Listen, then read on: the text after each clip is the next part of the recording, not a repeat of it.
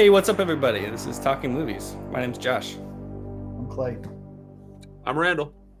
I'm Chris.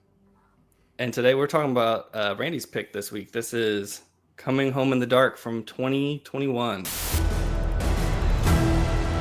I don't know what you want me to say. I want you to talk about you. It's in the past. Let's just leave it in the past. You better kill me really quickly because I'm going to kill you. Try again. Go, go, go, go, go, go, go, go!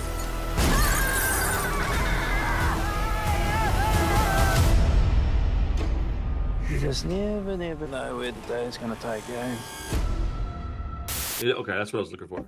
What What year it was. give us a little synopsis, Randy. Well, it's a Christmas movie about a family that comes home, their lights are out, and they're like, what do we do? No Christmas lights. And Santa comes and saves the day. Yes. With Rudolph's nose. Never mind, that's not appropriate. Yeah, so it's a movie about this family that I guess they're just going on like a road trip, and I want to say it's either in Australia or New Zealand. That's what it sounds like. New Zealand. They're actually New Zealand. Okay, New Zealand, yeah. and they're out at this like, dude, I don't know, man. It's like this valley, and they're like in between these two big rock mountain plateaus. Yeah, it's like a little pond, like a little lake or something. Yeah, and they're just out there doing their thing, having some food, and these two guys just like randomly come walking up, and you're like, well, that's not good. Who what, why? And Never good in a horror movie. right, and they basically just take them captive and wreak all kinds of havoc. You find out a little later that there's actually like a pretty monumental coincidence happening, and yeah, dude, like I'm getting into the details in a few minutes, but Yeah. I was watching videos on people that I wasn't familiar with on YouTube that were doing lists of low budget horror movies, and then I got to a guy that was like low budget, high quality thriller types, and I was like, oh, that's cool, man. Low budget and decent movies. What are you talking about? And this was the only one that I'd never heard I never heard the name of it or nothing, but he was ranting and raving about how much he really enjoyed the characters in it. And I was like, okay. And then I watched it and I was like, you enjoyed these guys? I was like, all right. So I'm going to watch more on his list because apparently we got something in common. But yeah, man, it's a low budget. Yeah, thriller. Like, I don't know if I call it horror, but it's close. It's close. It's definitely a horrible. It's on the edge. To me, it's not as dark as these, but it's got a lot in common with something like Funny Games or Eden Lake, something like that. It's like some guys just terrorizing people, sort of for the nihilism of it, but not quite as nihilistic. But what was the one that they just remade? It was like it felt like that one to me. I see that. Yeah, the Speak No Evil. There you go. It felt a little bit like Speak No Evil to me. I like when a person or a group of people or whoever made this, can get together and make a movie on a budget that's this small with this little of special effects. And it's like, you may not all like it, but it's more like, can you tell a story with very little money and make it at least look good, reasonable acting, and then a few twists and turns that, you don't see coming. Mm-hmm. Fair warning. I'm going to talk some spoilers here in just a minute. So if anybody's not interested in being spoiled anything, please just go ahead and bounce now. But last warning for this. Okay. So like at that campsite, I didn't think that guy was going to shoot a fucking kid. Like it just boom. And I was like, what the fuck? I thought for sure it was going to like rewind and she was going to be having some like premonition or something. No, he just kills the kids, both of them. Right. And I was like, oh, credits about to roll. What the hell's going on now? Like I thought the movie that was insane. Yeah. But I don't know. Like the first 15 minutes of the movie. It was crazy. Yeah. It was crazy. Yeah, honestly, like, because we talked about this on the podcast before, like, because like Funny Games is one that I like appreciate a lot, but we'll probably never watch again just because it's a little too mean for me. Right. And when that happened, I was like, oh shit. But I was also like, is this what we're in for? Or are we just gonna get some like real hardcore torture? for the rest of this movie. I was and hoping I was that's a little, not what it was. yeah, and I was a little like bummed if that was what it was going to be, but it kind of edges up on that, but it never quite goes that mean again. It's more of a thriller after that. Yeah, I think that was just to kind of startle you and get your attention. And Yeah. After that, you're like, okay, who are these guys and what do they want? Like, what's the reason for this? And then I do think that, as far as I understood it, that meeting was chance. It wasn't like they were just out doing their thing and go wreak some havoc. And Yeah, they came across these that's, two.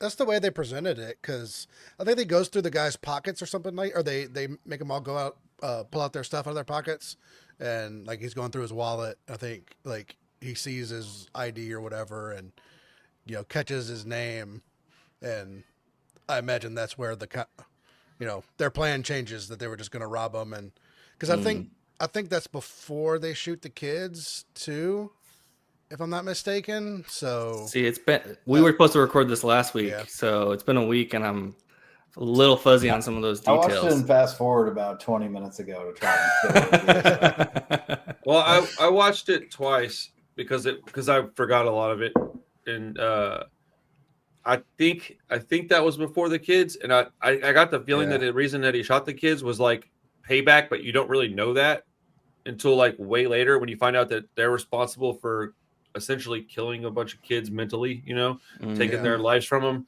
So it's like, oh, and when you figure out like who these guys are and what they're about, you're like, oh, you start to make a sense like, oh, that's why he's so quick to just do something that you would think is completely heinous, but to him it's like, no, man, this is what these people deserve.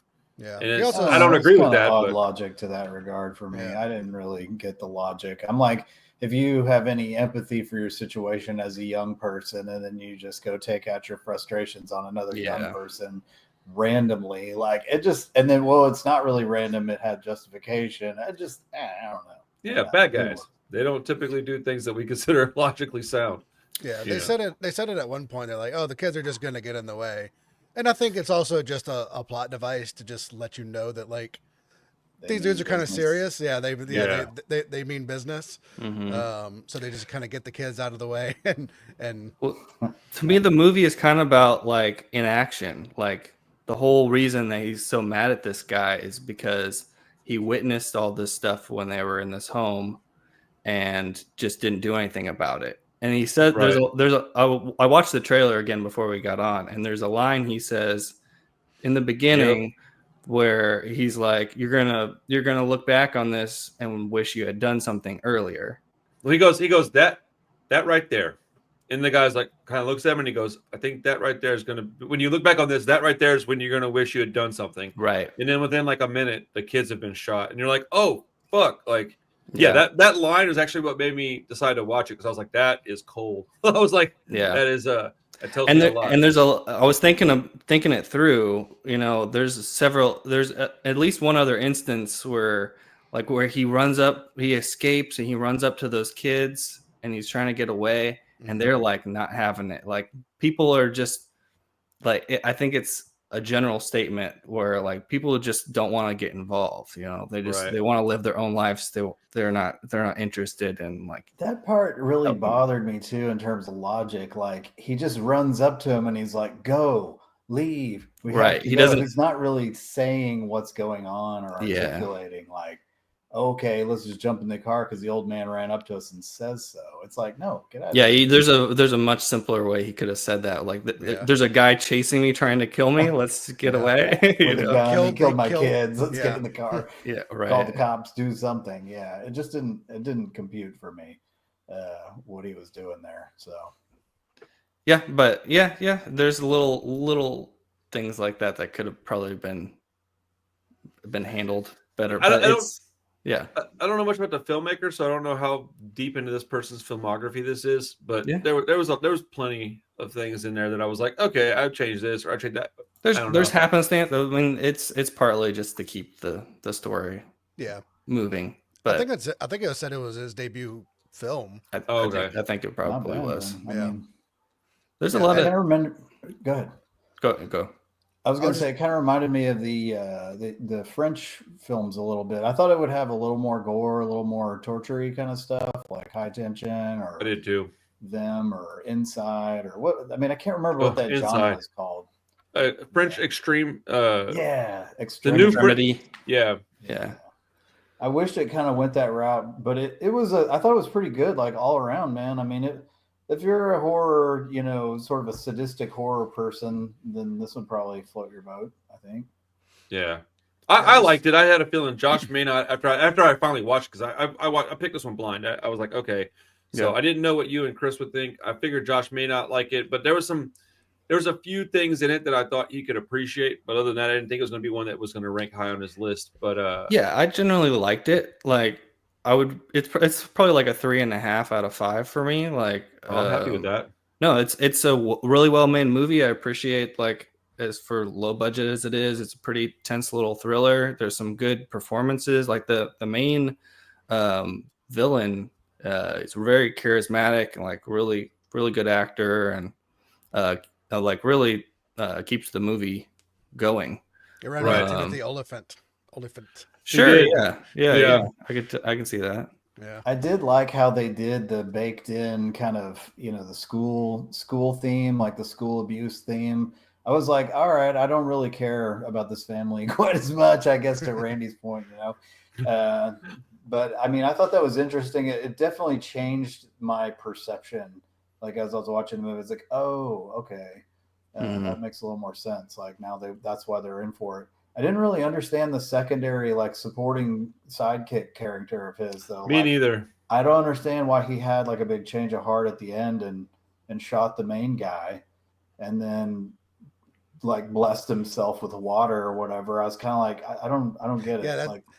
The weird, like it was almost like a Tourette's tick or something like that. Where I thought that was liquor. I thought he was cleaning a wound on his hands. What I thought he was doing. He did it. I think in the beginning of the movie. Oh, did he? And then he did it later. There was a bunch of little things that I didn't quite understand. There's a bunch of little things that I also really liked about it. But there's plenty that I didn't. But I enjoy it. I think 3.5 is pretty good. It's pretty much where I'm sitting on it as well.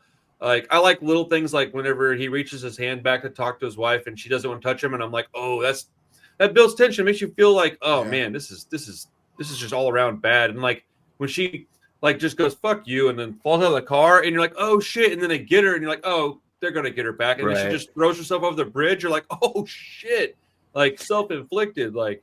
And I like the more like almost Hitchcockian moments where like he goes into the bathroom, he's writing the thing on the toilet, and then you think he's gonna get a message to the guy in there, and then no, the guy just like actually they leave and then they drive back around and he goes in there and just murders the dude. Well, that was the part I was going to bring up next. Is like when they leave and then you're like, oh, okay, cool, and then they literally don't even go out of frame. Cigarettes. and then you can just feel the guy going, oh no, and I mean like, but like that's how on a budget you could build a little bit of dread, because I was like, oh shit, what's fixing to happen? And then they got the fire hydrant, and then he makes them put that guy's name tag on his shirt. I was like, oh, that's fucked up. Like you caused this, dude. If you'd have just gone in there and used the bathroom, I wouldn't have killed this guy, and you wouldn't be wearing his name tag right now. And who knows how true that is, but like, yeah, man, there was just little things about it I liked. There was a shot in the movie that I don't know if anybody else caught. I watched it twice, so I just happened to catch a couple of things on the second viewing. But there's a point where the dad guy is like facing like this way, and then the bad guy is facing the camera, and it's just one shot. It doesn't change, and it just goes. It changes focus like this, like 3 different times. And as they're talking, it's changing focus. And when he's done talking, it focuses on this guy. And then it goes to this guy. And then I just thought it was so cool looking. And I guess maybe because I'm fooling with cameras right now that I know that would be really hard for me to try to do. And I just thought, like, that's fucking cool. So there was some great camera stuff in it, man. I was watching it and fast forward. I was like, ooh, that scene was crazy. Like, and I would get to the next one. I'd be like, ooh, that's such a cool, like, dark shot. It's got a lot of ambers and stuff from the street light. It was like visually a pretty good movie. I think. Yeah, I really enjoyed the cinematography a lot. There's a lot of that depth of field stuff there. He's playing with focus. Yeah, I like. There was one shot when they were out at that in that valley between the two, like whatever the fuck, I don't know. It felt like a valley to me, and they're walking, and it just like it's like way far back, and then all of a sudden it's like right up on them, and you really get the sense that you're like in there. Wherever the cameraman was standing, I was like, that's a perfect place for you to be, because it felt like you were like walking next to them all of a sudden. Like it was like, oh, that's pretty. And then it's like, oh shit, you're in this crowd with these, or not crowd, group with these people. And I'm trying to like pay more attention, especially when there's not a lot of action or stuff happening. I can pay attention to my surroundings in a movie. It's really kind of hard for me to do that. It's not something that I'm good at yet, but I liked the joke that the dad said too, because I feel like that is a valid thing that a parent would say. Like, man, this one kid, he's so nice, but what happened to the other one? And the mom's like, oh, shut up. I was like, it feels realistic, I guess, for like a conversation they're having, because the kids are arguing in the car. Yeah. But, I liked it's these little bitty things that I really like in movies. I've always kind of done this, I guess. But when they're in that little quick mark thing, the shithead kid is like, Dad, can I get some chips? And the dad's like, dude, I don't know. We don't got money for that. And the guy's just like, well, if you buy these two, you kind of just get that one. And the kid's like, fucking told you, and throws them at him. I'm like, oh, you little turd. And then like 5 minutes later, you're like, oh shit, I'm sorry, kid. Yeah, no kidding. Maybe I should have been nicer. Right? The setting was good. It's Lord of the Rings esque. Right. Oh yeah. Sure. Filmed in New Zealand, so that kind of helps the cinematography. But it was like you said, it was well done. Otherwise, normally this isn't a movie type of movie I would like Josh said earlier, like Funny Games. It goes a little too hard. It feels a little too mean, and it doesn't really feel like there's anything for me to latch on. And just pure nihilism. Yeah. But yeah, this was pretty good. Like, it was well done. It was obviously low budget, but right. I can appreciate how well done it was. And I mean, it actually had a little something to say, I think, with the, in action, not doing anything, speaking up, and also that just the bad guy was, I think he had a bit of misplaced anger there for his past. So there's some stuff there that gets revealed, throughout the course of the movie that, didn't quite know like how to think about it, especially like after the kids get shot. But yeah, it just kind of slowly like builds up for me, just enjoyment wise over the course of the movie. Agreed. Yeah, I like all like little things like him sticking the screw in the tire, and then like I thought that was gonna pop up a lot faster, and then it's just like 20-30 minutes later, and then the tire finally pops. I was like, oh shit, I kind of forgot about that at that point. I think that's why they did it so long. Right. There was a couple of things in reference to Funny Games or movies like that. I think that the reason that this one's a little more like palatable is because in Funny Games, you have no idea why these kids are doing this, and they're probably not doing it for any reason. At least this dude had like a fucked up childhood, so you're like, okay, I kind of understand why he went left. I still don't agree with it, but I understand that there's a reason behind it, and he explains that a little bit. And there's a little bit of I don't know. There's not any kind of like happy shit happen in this movie, but like I don't know. There's a little bit of resolve there. At least I thought so. And then also I was watching it and I thought to myself a couple of times, like, shit, man, if you can tell a story like this on a budget, man, there's hope for like small filmmakers out there that don't have a lot of money, that just have an idea. Go watch shit like this. Like, it's not going to break any new ground. It's not going to win awards probably, but like it'll get on a streaming platform, maybe get you some backing for another movie. Like, shit, I thought that was pretty great for it. I presume it's a very, very low budget movie. So yeah, I think they said this was this guy's debut. Movie. He's only got one other movie listing on Letterboxd. What is it? The Rule of Ginny Penn. Oh, she's a bitch, bro. it says 2024. Huh. Okay. I don't know if it doesn't say if it's out to watch anywhere or anything like that yet. If it's a New Zealand film too, it could just be more regional and just not have made it over here. Yeah. John Lithgow's in it. Oh, that's cool. Okay. Really? I like John Lithgow. It was made for at least Wikipedia says that this was made for under $1 million. It's 970. I mean, that's pretty impressive to make a movie for under $1 million these days that looks good, decent. You know what I'm saying? Like just the equipment and the travel or whatever. Not even, I guess they're from over there, but like, it just looked really nice to me. I thought they did a good job with just putting it together and telling a story. Like, I just thought it was cool that it was that low budget because the guy was comparing it to movies that I don't really think it should be compared to. Like, he compared it to that movie Watcher with Michael Monroe, and I was like, when I got done watching this, I was like, it's not even in the same ballpark as that. As far as like low budget, simple thrillers, and I was like, it's not even in the same ballpark as that movie. Like, completely different. Like that movie is, in my opinion, A+. And this was a good time. I watched it a couple times. I wouldn't mind watching it again on the road, but like I ain't buying this. I'm not putting it on my shelf. Like I would own the Watcher, whatever it's called. Right. And those are just different styles. Like that is much more of a Hitchcock thriller than this. Oh, I love that movie so much. Yeah. It was fun. Yeah, it's a good one. Is that the one with Micah Monroe? Yeah. Yeah, man. Oh, dude, it's there's a couple of cool twists in it, man. I enjoyed that movie a lot. Yeah, I finally watched it over like Halloween. Yeah, would you like it? Okay. And I liked it. Yeah, I liked it. Yeah, I don't typically do those like slow burny atmospheric types, and I was really into that one. But yeah, man, I'm glad you guys at least didn't hate the movie. So that's good. No, that was good pick, Randy. Yeah, I like how you went out, kind of blind on that too, man. I think I kind of admire that. I do like. I'm pretty anal about every movie I pick, and I was like, yeah, maybe I should just wing it one day, you know? Yeah, I've done that a few times, and it's bitten me in the ass a couple times. But I mean, I'm trying to just bring shit to the table that we haven't seen. It ain't really about what I want to watch, more so than like, hey, we haven't seen this yet. Let's watch it, see if it's any good. And I try to do that too. I'll get back to some picks that I know and love. Like my next one will probably end up being Killing Zoe.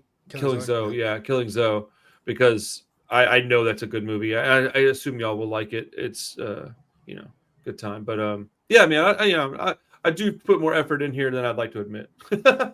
Sometimes I stew over these picks, but I'm like, fuck, dude. Like, oh yeah. Sometimes I'll have something picked out, and then last minute I'm like, fuck, I don't know if that's a good one. Like, and then I'm like scrambling, like trying to find something, and then I'll usually regret it because of like the. Probably a bad idea. I should have just went with the original picks. Yeah, go with your instincts, man. Mm-hmm. Well, that didn't take a long time. I vote we talk a little bit at Gladiator 2, man. Oh, yeah. You watched it last night too, right? Yes, dude. Oh my What gosh. a steaming pile of shit is that? I mean, it's honestly just so boring. Isn't it? Like, it is really boring. Like, honestly, so when I started it, I was like, there's this pretty big opening siege. I was like, okay, maybe this will be all right. It wasn't a bad opening siege, and then after that, fucking terrible. I mean, it is CGI. It's CGI, but I mean, I knew it was gonna look. Dude! I mean, you can tell it from the trailers, but it's terrible. It's so terrible. I just did not get Russell Crowe's rallying the guys together, and they sort of have this like mini coup, and you're like, yeah, I like those guys. None of that in this one. I was like, what? Who are these people, and how is he inspiring them with this stupid ass speech? I mean, I was just like, no, I wouldn't fight for that guy. And then, sure enough, they all do. And all the villains are just like Joaquin Phoenix is like such a weasel in the first one, but he is kind of scary. Like you are kind of like, man, he could really do some damage. Yeah, but these guys are just like weak and just like gross and dude, they're nasty as fuck looking, dude. They're nasty as fuck looking. I was like, what's up with these dudes, man? Like, yeah. And even Denzel, like I didn't really like Denzel. Oh, he was horrible, dude. He was horrible. It was like he was the Training Day character all over again, but in Gladiator. Yeah, I could tell it was just a paycheck for him. He said a couple like choice lines. I was like, huh? Okay. I feel like he kind of knows that he's in some garbage, and he was kind of just having fun with it. But I mean, it's bad, dude. And it's the whole thing is just completely uninspired. Like it feels like Ridley Scott is on autopilot. Yes. I know at this point he uses like 4 or 5 cameras per scene. Like he doesn't like design his shots or anything at all. And you can tell it's just like because it's edited to shit. Like, every scene it's like there's cuts every 3 seconds, standard. There was editing. A lot of that. Yeah. What's really poor. Pedro Pascal, his character in this movie was so it was like okay, he did like 2 fights in it, right? And both of the fights in the movie were so slow that I thought like, I said that too. I was like, why are they moving so slow? Yeah, I was like, I'm pretty sure I could whip his ass, and I'm not trained at all to do that, and I think I can do it. I'm willing to go try it. Let's go try it. Let's get some swords. I'm like, it was, dude, Denzel Washington. I can't get over that guy's character, bro. It was so like It was like he was taken out of like a 1970s pool hall and put in fucking Gladiator 2, shaking around. Hey. Guy's got this ridiculous outfit and this dumbass goatee. I'm like, what are you doing, bro? With the Caesar cut? Like, you look ridiculous, man. And he's supposed to be the Oliver Reed, like the slaver character from the first one, basically. But just like, no, not even close. Like, no, not even close. There was no fresh ideas either. Like that, all the same. It really was just the same movie, but worse. And they had, and the character had, well, he was the little boy from the first movie, right? And they had to make him Maximus's son, of course. Like, it's fucking stupid. It doesn't make any sense. I love the first movie. Like, Gladiator is a beloved movie for me. I love Gladiator. This movie sucks. It's just like Gladiator's I like it. I don't love it. I like it. It's a fun movie, I guess. I don't know. Did you see it, Chris? No, don't. We're just ripping it, and you haven't even seen it. No, he's not gonna watch it. I'm not gonna watch it. Nope. Yeah. It's a big pile of dog shit, man. It was so fucking bad that I kept sitting up. I was sitting in here and I was like leaning back, and I would go. Yeah. I almost asked you when we were texting. I was like, "How many times did you fall asleep?" Like, dude, it was so bad. If I wasn't doing something else, then I probably would have turned it off because it was just basically background noise. Okay, full disclosure, I turned it on at the end of the night, and I was doing kind of the same thing. It was a wind down movie, and I didn't finish it. I got to about it's like a 2 hour and 5 minute movie, right? It's 2.5 hours. Oh, okay, that's why I didn't finish it then. So yeah, I got to like the last 30 minutes, and I just went to my bed and laid down. Oh, man, I saw it at the movies. Shit. Torture. I can't believe. I bet those CGI sharks just look great on the big screen. Dude, like, what? Look, man. Terrible. I don't get offended very often, dude. I was like, "What am I fucking retarded? Like, what do we got here?" Like, and the baboons, they didn't even look like monkeys. They were like, dude, they were like people, mutant creatures. Yeah. It's terrible. Yeah, that movie was hot dog shit, bro. That was fucking hot relish and cold hot dogs, bro. It was fucking gross, man. Oh man, I just And the woman, the blonde woman, she aged like 60 years, and they just caked makeup on her. I'm like, would you just make her look her age, please? Like, she's still a pretty lady. Like, what are we doing? Tori was sitting there watching. Her acting is terrible. Watching it with me too, and I was like, this is boring, right? And then she's like, yeah, this is real bad. And then she showed up, and she was like, I didn't know they had filler in like the Roman times, because her face is just all like puffy. Man, I feel so stupid after trying to talk about how badass Ridley Scott is. Dude, for real, I thought of you the whole time. You're the Ridley Scott. That's what killed me. Like, killed the whole movie for me. On top of it sucking, was like, I fought for you, Ridley. I tried this is what to tell the world. You betrayed me, and you just took a shit on my forehead. It was either him or those two boys going to do it. Someone's going to shit on your forehead. Those dudes, what the fuck's up? Dude, I don't like that whole part of the world in that era because I don't understand any of it. Like, none of the people make any sense to me. Like, I don't have no hatred there. I don't understand anybody. I don't know who's who, what's what. I feel like it, dude. Yeah. I mean, it's late in the Roman era too. So they're all corrupt. They all got disease. They're all like, messing with kids and just, Oh, they were all disease ridden and shit? Yeah. I mean, I don't know much about that stuff. They even say like one of the brothers says about the other one, he's like what's that shit on your face? He's like the disease in his loins is like infecting his brain or something like that. I'm like, oh my god. Oh, like you got that sif. Herpesipilades. Yeah. A little bit of everything. Got that. That was Rome. They're all in those bathhouses together. So yeah, they were. Hey, you seen that photo of Habib and his boys, bro? That's how they act over there in fucking Russia too, Dagestan. You seen that photo, dude? It's the most funniest shit I've ever seen in my life. It's like 9 dudes in a big ass hot tub together, like super laying on each other, and I'm like, what the fuck are we doing? It was a Habib and his dogs just floating. Not quite. They all got diapers and shit on. Oh, okay. Fucking dude, if there was dicks floating in the water, bro, I would have had that on a fucking shirt, dude. That would be fucking hilarious, dude. Oh, dude, that would be That would be fucking awesome, dude. Oh man. Well, I'm glad you guys are ripping this apart. I definitely do not need to see this now. No, you don't. It's so fucking bad, dude. It's bad. bad, bro. I probably wasn't going to anyway, but definitely not now. I wanted Fat Russell Crowe to show up in it so bad. I was Me like, too. If just show him in heaven or something. Hey, I'm 100% with you. I was like, it can only get better at this point.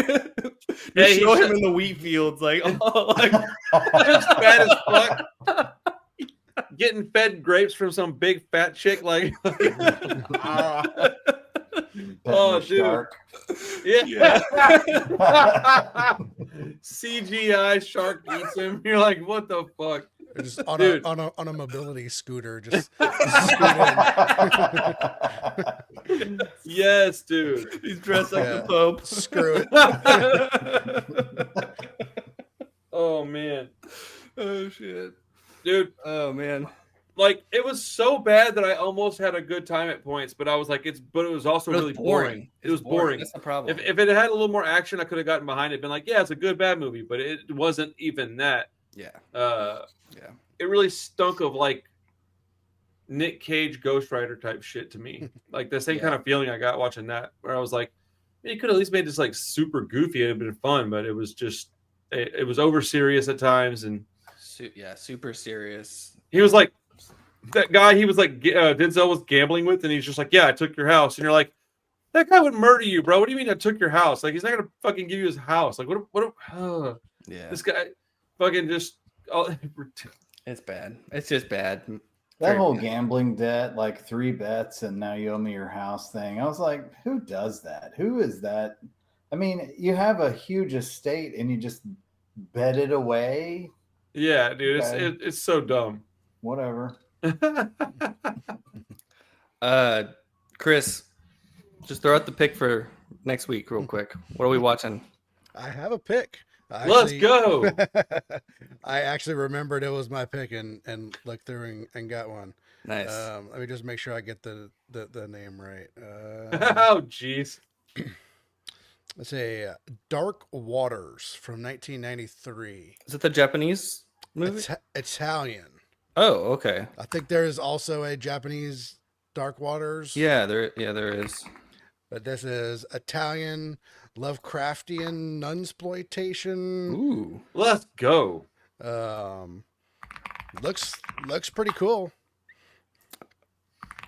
You said 1992? 93? 93. Okay. Got it. Yeah. Mariano Bino, something like that.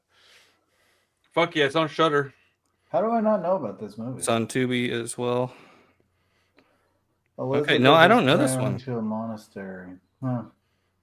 It's got decent little score on Letterboxd too. Cool. Yeah, looks interesting. You know, under the radar. I mean, I think I saw it on like a Lovecraftian. I think I was actually looking after I read Revival.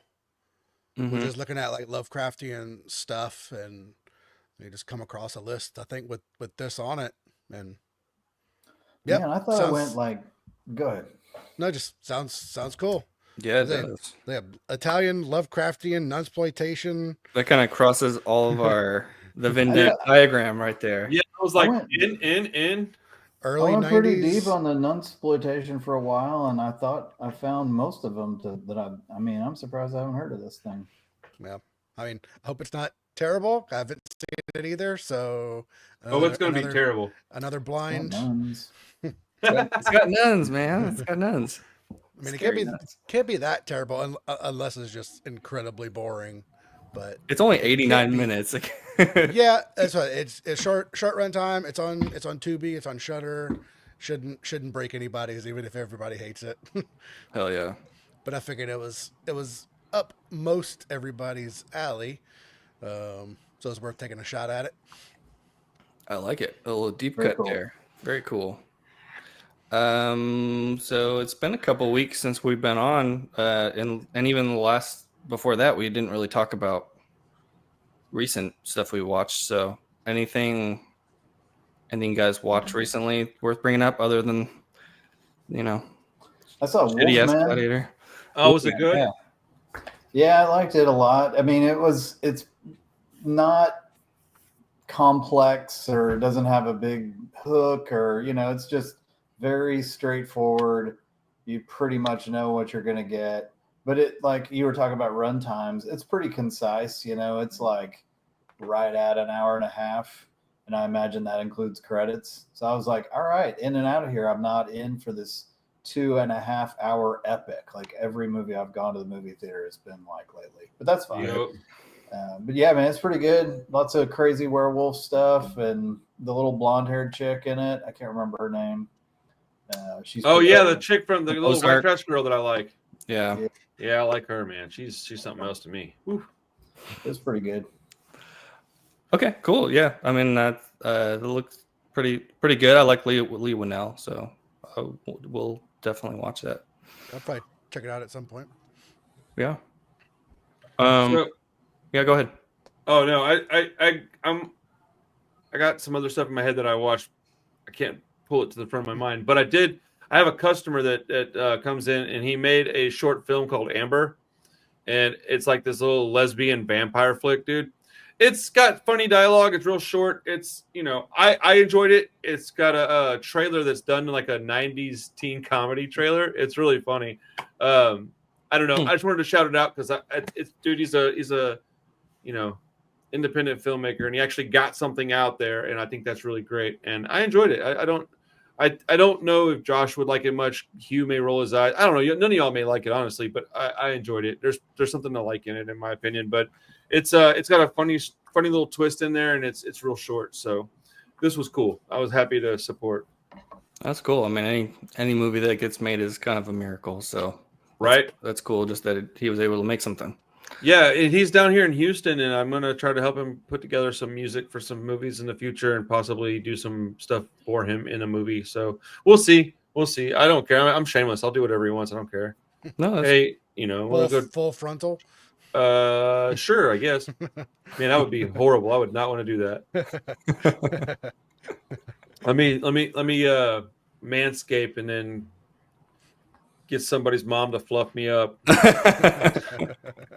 You get the Dirk Diggler, like, dude, fake penis. Motherfucker would be hanging down with my kneecap. She'd be like, "What the fuck?" She'd be like, "I'm calling shenanigans." Yeah, right.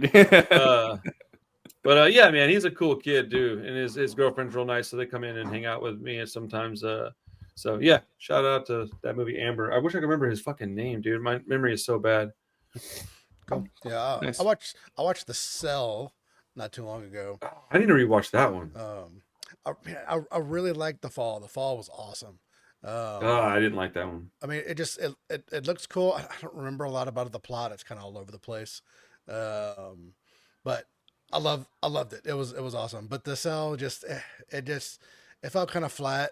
I mean, it was like this thriller movie where they're searching for a killer, and then they catch the killer, and he goes into a coma or whatever, and they're trying to get inside his head and figure out where he's hiding his latest victim. Wait, have y'all not seen The Cell? I've never seen it. I know Clay. Yeah, I just recently bought it and watched it probably 2 weeks ago. I fucking love that movie. I've seen it a ton of times because Yeah, I know it's big when it came out. Yeah, Jennifer Lopez in a huge collar was kind of my jam back in the day. But and she's actually pretty good in it. I mean, young Vince Vaughn is. I don't know. Maybe it's just now I've seen these actors in so many other things. Yeah. And then like Vincent D'Onofrio is the super weird killer guy that they go inside his head, and it's all just this. I think he was the best pick for that role. Yeah, I agree with that. It didn't like the whole thing didn't make a whole lot of sense. I mean, it looks amazing anytime they go inside and like all the kind of dreamy like stuff that like it just in his head. It just seems like he's the director is like a design guy. Yeah, and I think he did like music videos too. Okay. So everything looks really awesome. It didn't quite have the plot to kind of hold it all together. But what is that, like 2001 or something? Something like that. Yeah, it's pretty old at this point. Yeah, it was good. I liked it. I liked it, but I was a little disappointed. That's that era. Like it's 2000. It's that era where everything kind of looks like a music video too. Yeah. And they were bringing up a lot of music video directors. Super a lot of saturation and high contrast. Way over saturation. Yeah. You're like, dude, that looks terrible, man. That green should be like 15 shades lighter, and it looks like it's fucking. Speaking of Scott, I think I blame Tony Scott for that. Like he started all that like oversaturated color palette stuff, and then everyone did it. The music was overdone too. I went to a poker party and all they played was Creed. And I was like, oh shit. Did you stab your eardrums out? But it's just, Creed et al., all the little but it was Creed every third song. But man, I kept saying, I was like, I cannot listen to this shit. Like, and I kept fast forward and I'd go over to the little jam box and fast forward. Oh my God. And I mean, dude. Can you take me higher? Fuck, I hate that band. Yep. Rough. Okay. I remembered a few things that I watched actually. Now that I'm looking at my my list on Amazon. I need to start documenting this shit again, man. I'm just so bad at it. There's a movie called Body that I watched. It was pretty good. It's about these three girls that end up at this house. They're out just kind of driving around up to no good. They're a rich white girl type shit. And then they end up at this house. And this dude shows up there and they freak out. They have an accident and he dies right at the very beginning. And they're stuck in his house. They're not supposed to be there. And then the two girls find out that one girl has been lying to him about some shit. It's just like a mystery movie. It's pretty solid. I also watched La Haine, which is that movie Hate. Oh, yeah, I've seen that. That's really good. I fucking didn't realize I had that on VHS, so that's cool. Wow. It's an old beater copy, but Julie gave it to me as a gift. I forgot when I saw it. I remembered where I got it from. I watched that. Anybody that's not familiar with La Haine, it's just I don't even know how to get into that movie. It's really good though. I need to watch that. It's fucking wonderful. Yeah, French black and white. Vincent Cassel. Yep. Very early Vincent Cassel. Yeah, and there's another guy you're going to recognize in it too. He's a Middle Eastern dude. He's been in a ton of shit. I don't remember his name, but he's like really young in that movie. Yeah, that's a really good movie. It's a very good movie. Pretty sad, but very. Oh, it's incredibly sad. I watched RoboCop with Parker because he saw it on the screen. And goes, he goes, Robot Guy, and I was like, cool. And then he fell asleep within about 2 minutes, and I watched the whole fucking movie. Well, because you can't not watch that movie when you start that movie. I mean, amazing. I agree. And then I watched. This is all over the past few weeks, but I watched that movie Night Watch with Ewan McGregor. Okay. Anybody seen that one? Almost watched it again. I saw it when it came out, but it's been 20 years ago. It's awesome, dude. It's just like a thriller mystery type movie, but he's like this guy that gets a job overnight at a morgue and just weird shit starts happening. It's got pretty okay music. It's dated, but it kind of brings you back more or less. I wouldn't call it good music, but it's music that you'll have very fond memories of, and it'll put you back in when you were younger. But it's a good movie. If you like Ewan McGregor, he does a good job in it. And then I watched Zombievers. But yeah, dude, that movie's fucking awesome. I thought it was going to be terrible. And it was so much better than I thought. They have all these little animatronic beavers, dude, that are like bloodthirsty. It's got like, I don't know, man, a lot of practical effects. I thought it was going to be really bad, and it turned out to be like pretty good. Okay, I definitely thought that was like a shot on video movie when you said so. That's what I thought too, and it's not. It's like I was a little disappointed that it wasn't, honestly. But I think Chris might dig it. You and Clay probably wouldn't like it too much. I've seen it. It's all right. Bloodthirsty zombie. I don't like the hokey shit, and it's a little hokey in places. Yes, it is. But that's all the stuff that I can remember watching over the past few weeks. But I've been working late, so I haven't watched as much movies as normal. Yeah. I mean, I've watched a bunch of stuff. I watched Touch of Evil last night. One of my favorite old noirs, Orson Welles. Watched Suburbia, the Linklater Suburbia. Oh, I watched that one recently too. Yeah, I watched that the other night. Liked it. The movie's amazing. Pretty good. Yeah. I mean, there's a lot of annoying 90s characters, but yes, the characters kind of all suck. But But it's a pretty good movie. I like. Yeah, but the characters suck because they're supposed to suck. Like Yes. It's just like these loser ass kids, and it's like they're all burnouts. Yeah. Yeah. It's like it's very Dazed and Confused if there wasn't like an Aerosmith concert. Like, oh yeah, sure, yeah. I was reading some review and somebody said that he almost has a trilogy out of it because it's Dazed and Confused the 70s. He's got Everybody Wants Some, that's the 80s, and then this is the 90s. I agree with that. And they're all just kind of like just burnout, hangout movies. And then they end up in a Whataburger at one point, which is what I thought was like pretty cool, just because that's my thing. I like Whataburger. And like it's Giovanni Ribisi, he's the main character. Love it, dude. I love that guy. He's good in it, but he's like such an asshole, and he's like complains about everything. And even when they're in the Whataburger, he's like, I can't believe I'm in this like a corporate establishment or some bullshit like that, like he's a poser. Yeah, he's a fucking poser. Man, you should watch that Nowhere by Iraqi. I watched that a couple weeks ago and it was just the bomb. What is it? Yeah, it's another 90s kind of Greg Araki hangout movie. Yeah, you know that the Doom Generation director. Yeah. Hold on. I know you know that.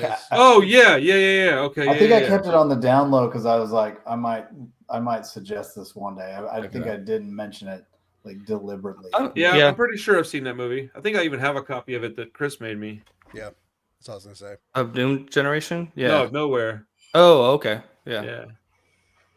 I like 90s movies are kind of my jam because that's when I was at my my adolescent years and I was out there learning how to like movies. And like, what year did Seven come out? It's in the 90s. It is 90s, right? It's late 90s. Yeah, it was like 97 or something. So like, because Fight Club is 99, so it's got to be. It's before that. It's 90. Okay, so like 97. That little like 5-year era, say like from like 7 up to like 95. Let's see. 95. What year did? Golly, 95. Okay, yeah. So like 7 all the way up through like SLC Punk, and then like I don't know, pick some really like crazy like 2001 movie. But like there's like 5 or 6 years where I really like cut my teeth on movies, and like all the early Tarantino stuff.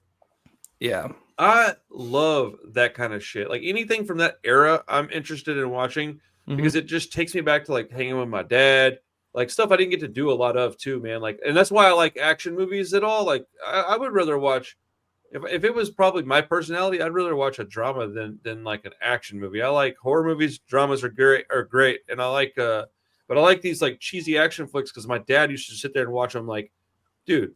One after another. We would watch on video cassette. We'd go to Blockbuster and we'd literally rent 10 movies over a weekend and we'd watch all of them. And so I have this era that I just really like, man. That Chuck Norris movies I really like. I like it too, man, because there was no like cell phone stuff so much, so you just always had the TV on. That was like my babysitter in my room. Is I would just go upstairs and turn on a movie. Yep. And I didn't have a ton of movies because everything was like VHS. So it was like, the background noise and everything was TV. Yeah, Josh is too young. I love the 90s aesthetic. It's dumb. Yeah. It's dumb. Oh, it's terrible. Oh yeah, when I was watching Suburbia, it's like they all look terrible. Yes. Like everybody's got like way too much hair gel and like the weird bleach colored hair and all that stuff. I mean, I was like sentient for that era, but like pretty young. So I hate that dude's girlfriend, Ribisi's girlfriend. Yes. She drove me nuts. And then that Rockstar guy was such a fucking dork. And I kind of liked it though. Like I knew people like every one of those people. Like that was dude. I told Carissa, I said, this is how I grew up. This is exactly how I was. And I just happened to have the luck to get out of that and become who I am now, which is a father and a business owner. But for years and years and years and years and years and years, I behaved like that. I hung out like that. We complained like that. We smoked cigarettes. We could drink. We stayed out all night. It was exactly like that because that's the era I grew up in. So we even looked like that. It's hilarious. And everybody has an opinion, even though they haven't done anything. 100%. Yeah, like they all they all like they're armchair quarterbacks or whatever you want to It call can it. be a super wrong and uninformed opinion too, because nobody had like, where are you going to cross check the references, right? It was just, there's no Google. So you're like, you could just bullshit your way through some stuff. Absolutely. Make it up. Yep. Well, I used to do that in the 90s. I would literally just make shit up and tell people stuff just to, like. And if they ever found out, it'd be like so far after the fact, right? Didn't matter anymore. At Alamo, I would tell people things at the bar sometimes just to see what I could get somebody to believe. I've told some outrageous fucking stories that weren't true, and people just went, "Oh man, that's cool," and like you could just see on their faces they were just eating it up. And I was like, "How do you believe that I did whatever?" I would tell them like, I've never really left the state of Texas. And then in the next sentence, I'm like, yeah, up in like Boston. And then they would just believe me. And I'm like, what the fuck, dude? So I like telling people. It was also people just not really paying that close attention. And they're probably drinking. So, I mean, to a degree, they were like talking to me pretty good. But yeah, probably mine elsewhere too. But it was fun. I've been doing it for years. I like to just make up shit and tell people like just something never really happened. Yeah, that's why I was always suspicious of your stories. Like especially when we first met, like I don't know. Right. I always knew they were real when you told me them again and you didn't realize it. That's happened a bunch of times. Story. Hallmark of a real one. yeah, he doesn't remember. He told me this one already. My memory is pretty fucking terrible. Like the fact that I can remember anything is pretty miraculous. But for sure, dude, hell yeah, man! I'm glad to see you guys. I'm glad Clay made it for like 6 months before he came back. It's good to have you back, man. Yeah. It's like he never left. To be back. It is. It is almost like he never left at all. He missed us. He missed us too much. I just threatened. I didn't do it. Oh man, it's all good, man. Sometimes you need a break, man. I was sitting in my house and it was like super quiet. And I was like, what do I got going this week? Like, where do I got to be? Nowhere. I was like, shit. What am I doing? Fired the podcast. What am I thinking? It's all good. You can come and go as you please, of course. I think I've officially told Josh I was quitting 3 times. And I haven't definitely. Quit yet. Yeah. I've quit it every week and just not told you guys. That's how I do. Dude, I've got Rob back full time now. We got Nitty on Rob back part time, Nitty on full time. I'm having a blast. I'm doing like 5 podcasts a week right now. It's dude, my job is so weird. Like I don't understand what the fuck's going on. I'm glad to see Rob back, man. Y'all have the best chemistry. That's my guy, bro. I love that dude. He's awesome. We were talking today, man. We had a podcast at like 4:00. That's good. Yeah, we have his schedule's so different now that he's like, can you do it in the daytime? I was like, dude, check this out. This is all I do now. And he's like, fuck, I knew that was coming. He's like, so is your schedule open? And I was like, whatever you need me to do outside Tuesday at 8. If it's not Tuesday at 8, I'm good. And he's like, fuck yeah. So we're gonna have and I'm just picking out easy topics that he doesn't have to research too much on. So make it fun, man. Cool. That's awesome, man. All right, well, we're gonna wrap it up next week. Dark Waters, 1993. Dark Waters. I definitely thought you were talking about that, like Dark Crystal. When you said it, I thought you were talking about Dark Crystal, and I was like, I don't want to fucking watch that. I wouldn't recommend that. You said Nunsploitation, and I was like, back in. Let's go. There we go. All right.